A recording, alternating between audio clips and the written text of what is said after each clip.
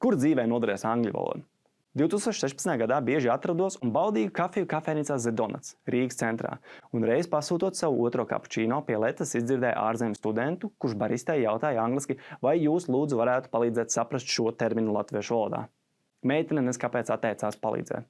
Savukārt mani fakts, ka ārzemnieks cenšas iemācīties latviešu valodu, ieintriģēja, un es piedāvāju viņam palīdzēt. Mēs apsēdāmies pie galda, un es centos izprast, kādu uzdevumu viņš pūls izpildīt.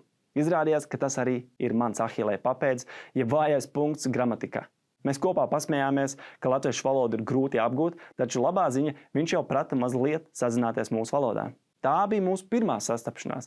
Periodiski mēs vēl vairāk kārt tikāmies šajā kafejnīcā, runājāmies par dzīvi un mērķiem, un es viņam izstāstīju par ideju atvērt pašam savu izaugsmes kafejnīcu. Nepilnu pusgadu laikā, kopš pirmās tikšanās, mēs jau bijām iepazinuši viens otru un kopā pieņēmām lēmumu atvērt kafejnīcu Speak Easy, kuru arī kopā vadījām 3 gadus, līdz ieradās Covid unkuls un nācās bērt ciet.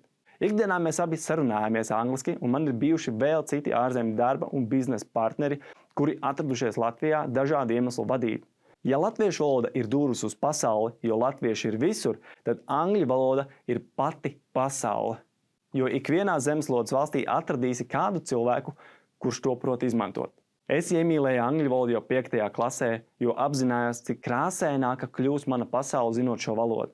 Man pavērās iespējas satikt lieliskus cilvēkus, skatīties dažādus video oriģināla valodā, kā arī lasīt grāmatas un zinātniskos materiālus. Ja mēs neprotam angliski, tad ignorējam plašu pasauli, kura mums ikdienas ir blakus. Nekad viss nebūs pieejams tulkojumā. Uzdevums tipiski, ka pieaudzis cilvēks vairs necenšas apgūt jaunus vārdus, kā to daram mēs skolā.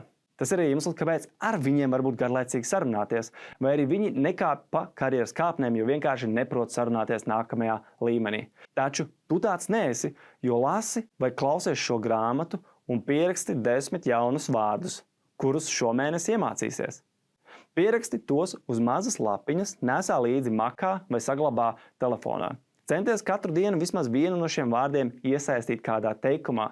Pēc mēneša ņem atkal jaunus 10 vārdus, un jau pēc gada būs jāapgūst 120 jaunus vārdus. Tā tu varēsi sarunāties ar daudz gudrākiem un veiksmīgākiem cilvēkiem.